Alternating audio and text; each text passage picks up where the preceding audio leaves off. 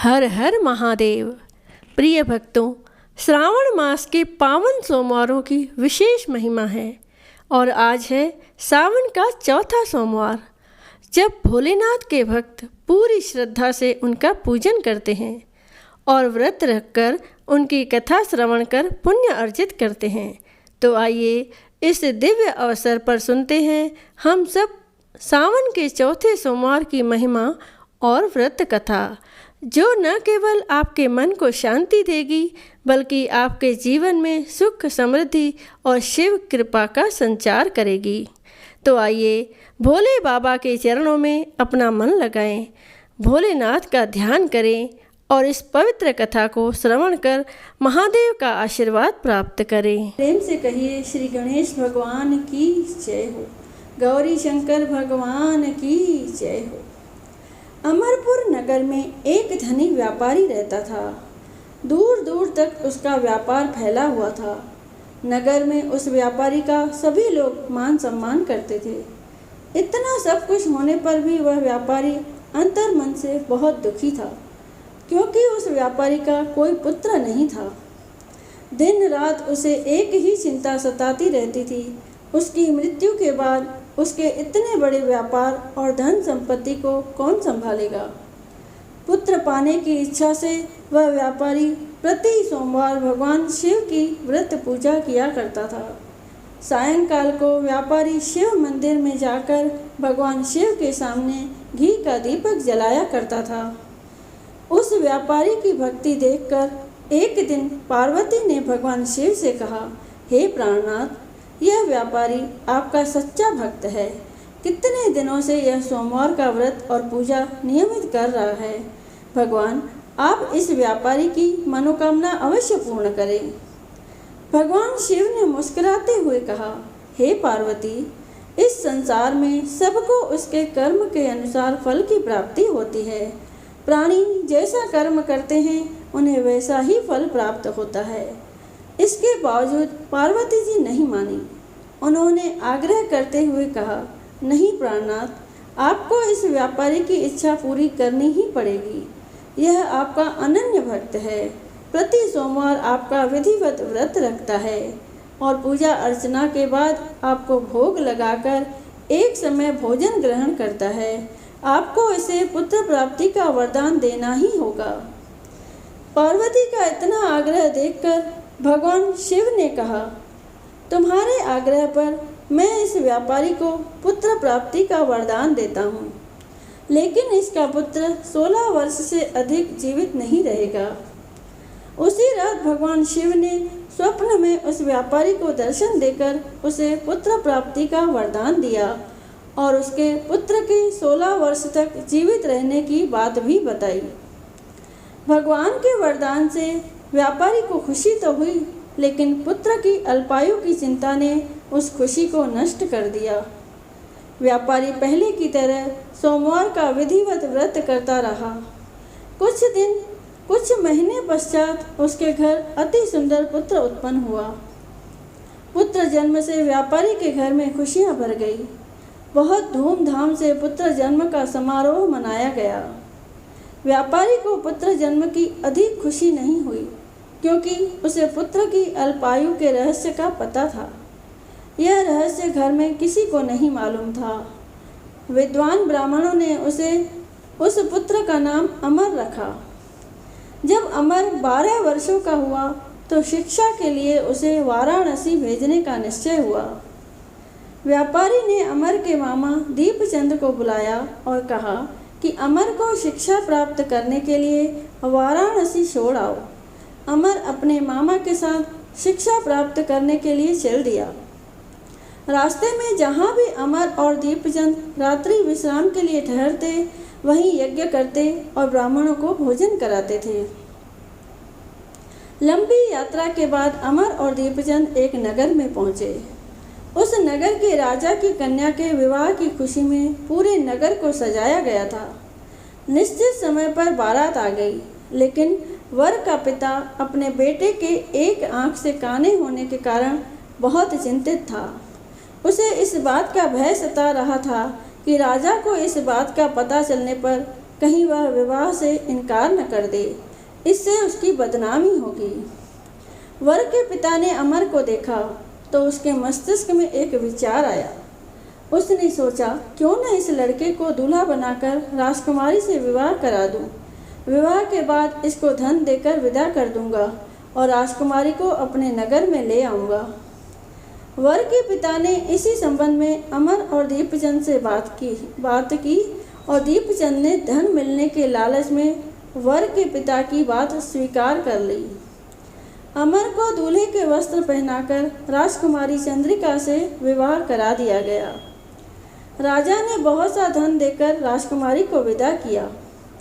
अमर जब लौट रहा था तो सच नहीं छिपा सका और उसने राजकुमारी की ओढ़नी पर लिख दिया, राजकुमारी चंद्रिका, तुम्हारा विवाह तो मेरे साथ हुआ था। मैं तो वाराणसी में शिक्षा प्राप्त करने जा रहा हूँ। अब तुम्हें जिस नव युवक की पत्नी बनना पड़ेगा वह कान्हा है। जब राजकुमारी ने अपनी ओढ़नी पर लिखा हुआ पढ़ा तो उसने काने लड़के के साथ जाने से इनकार कर दिया। राजा ने सब बातें जानकर राजकुमारी को महल में रख लिया। उधर अमर अपने मामा दीपचंद के साथ वाराणसी पहुंच गया। अमर ने गुरुकुल में पढ़ना शुरू कर दिया। जब अमर की आयु 16 वर्ष पूरी हुई तो उसने एक यज्ञ किया। यज्ञ की समाप्ति पर ब्राह्मणों को भोजन कराया और खूब अन्न वस्त्र दान किए। रात को अमर अपने शयन कक्ष में सो रहा था। शिव के वरदान के अनुसार शयनावस्था में ही अमर के प्राण पखेरु उड़ गए। सूर्योदय पर मामा अमर को मृत देखकर रोने पीटने लगा। आसपास के लोग भी एकत्र होकर दुख प्रकट करने लगे। मामा के रोने विलाप करने के स्वर समीप से गुजरते हुए भगवान शिव और माता पार्वती ने भी सुने। पार्वती जी ने भगवान से कहा, प्राणनाथ, मुझसे इसके रोने का स्वर सहन नहीं हो रहा। आप इस व्यक्ति के कष्ट अवश्य दूर करें। भगवान शिव ने पार्वती जी के साथ अदृश्य रूप में समीप जाकर अमर को देखा तो पार्वती जी से बोले, पार्वती, यह तो उसी व्यापारी का पुत्र है। मैंने इसे 16 वर्ष की आयु का वरदान दिया था। इसकी आयु तो पूरी हो गई। पार्वती जी ने फिर भगवान शिव से निवेदन किया, हे प्राणनाथ, आप इस लड़के को जीवित करें, नहीं तो इसके माता पिता पुत्र की मृत्यु के कारण रो रो कर अपने प्राणों को त्याग कर देंगे। इस लड़के का पिता तो आपका परम भक्त है। वर्षों से सोमवार का व्रत करते हुए आपको भोग लगा रहा है। पार्वती के आग्रह करने पर भगवान शिव ने उस लड़के को जीवित होने का वरदान दिया और कुछ ही पल में वह जीवित होकर उठ बैठा। शिक्षा समाप्त करके अमर मामा के साथ अपने नगर की ओर चल दिया। दोनों चलते हुए उसी नगर में पहुँचे जहाँ अमर का विवाह हुआ था। उस नगर में भी अमर ने यज्ञ का आयोजन किया। समीप से गुजरते हुए नगर के राजा ने यज्ञ का आयोजन देखा। राजा ने अमर को तुरंत पहचान लिया। यज्ञ समाप्त होने पर राजा अमर और उसके मामा को महल में ले गया और कुछ दिन उन्हें महल में रखकर बहुत सा धन वस्त्र देकर राजकुमारी के साथ विदा कर दिया। रास्ते में सुरक्षा के लिए राजा ने बहुत से सैनिकों को भी साथ भेजा। दीपचंद ने नगर में पहुंचते ही एक दूत को घर भेजकर अपने आगमन की सूचना भेजी। अपने बेटे अमर के जीवित वापस लौटने की सूचना से व्यापारी बहुत प्रसन्न हुआ। व्यापारी ने अपनी पत्नी के साथ स्वयं को एक कमरे में बंद कर रखा था। भूखे प्यासे रहकर व्यापारी और उनकी पत्नी बेटे की प्रतीक्षा कर रहे थे। उन्होंने प्रतिज्ञा कर रखी थी कि यदि उन्हें अपने बेटे की मृत्यु का समाचार मिला तो दोनों अपने प्राण त्याग देंगे। व्यापारी अपनी पत्नी और मित्रों के साथ नगर के द्वार पर पहुंचा। अपने बेटे के विवाह का समाचार सुनकर पुत्र वधू राजकुमारी चंद्रिका को देखकर उसकी खुशी का ठिकाना न रहा। उसी रात भगवान शिव ने व्यापारी के स्वप्न में आकर कहा, हे श्रेष्ठी, मैंने तेरे सोमवार के व्रत करने और व्रत कथा सुनने से प्रसन्न होकर तेरे पुत्र को लंबी आयु प्रदान की है। व्यापारी बहुत प्रसन्न हुआ। सोमवार का व्रत करने से व्यापारी के घर में खुशियाँ लौट आई। शास्त्रों में लिखा है कि जो स्त्री पुरुष सोमवार का विधिवत व्रत करते और व्रत कथा सुनते हैं, उनकी सभी मनोकामनाएं पूर्ण होती हैं। बोलिए गौरी शंकर भगवान की जय। शिव जी की आरती। ओम जय शिव ओंकारा, हर जय शिव ओंकारा, ब्रह्मा विष्णु सदा शिव, ब्रह्मा विष्णु सदा शिव, अर्धांगी धारा। ओम जय शिव ओंकारा। ओम हर हर हर महादेव, एकानन चतुरानन पंचानन राजे, स्वामी पंचानन राजे। हंसासन गरुड़ासन, हंसासन गरुड़ासन, वृषवाहन साजे। ओम जय शिव ओंकारा। दोय भुज चार चतुर्भुज, दस भुज ते सोहे, स्वामी दस भुज ते सोहे।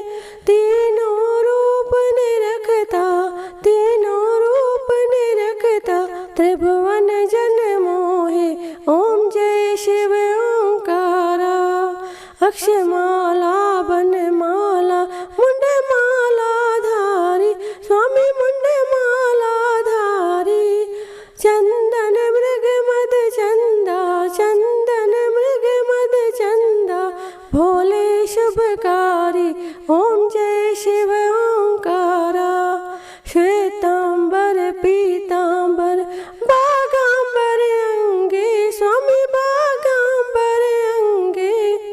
सनकादिक ब्रह्मादिक, सनकादिक ब्रह्मादिक, भूतादिक संगे।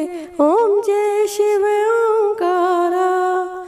कर मध्य चकमंडल, चक्र त्रिशूल धरता, स्वामी चक्र त्रिशूल धरता।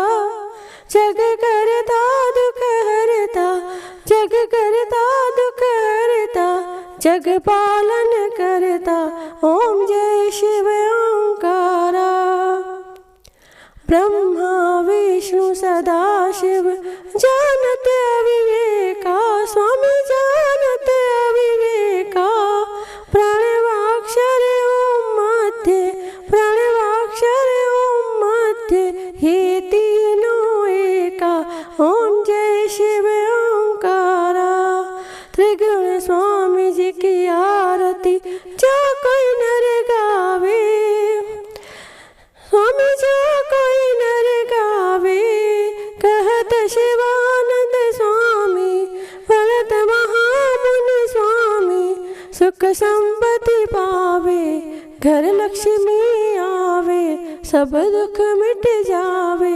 ओम जय शिव ओंकारा। ओम जय शिव ओंकारा।